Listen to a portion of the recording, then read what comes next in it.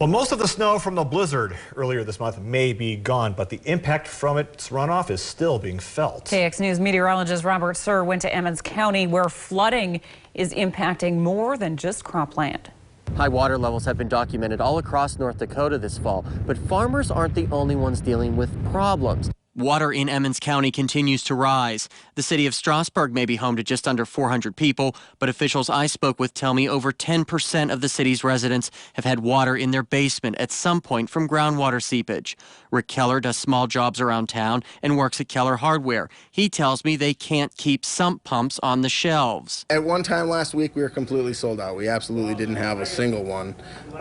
They were waiting when the truck came. When the truck comes on Wednesday, there were guys waiting for the truck for us to unpack them. Then there's the elephant in the room, the town's slough and wastewater lagoon. Both have been dangerously high since late July. So far, the city has spent $58,000 to pump water out of the slough, and we're able to drop water levels nearly 50 inches by October 12th.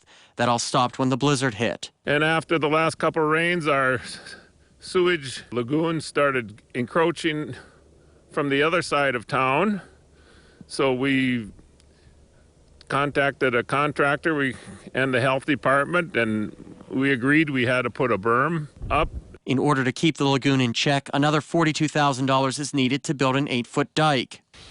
This particular slough is where I played football in the late 60s. It was bone dry. So we've never seen anything like this in my lifetime. It's just one of the numerous issues Emmons County is dealing with this fall. Reporting for KX News, I'm Robert Suhr. And if that weren't enough, just getting to Strasburg could be another challenge.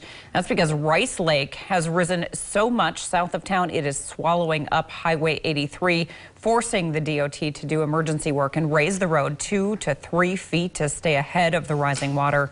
The mayor tells us he'll be declaring a disaster declaration next week in the hopes of getting some state aid to deal with all of those water issues.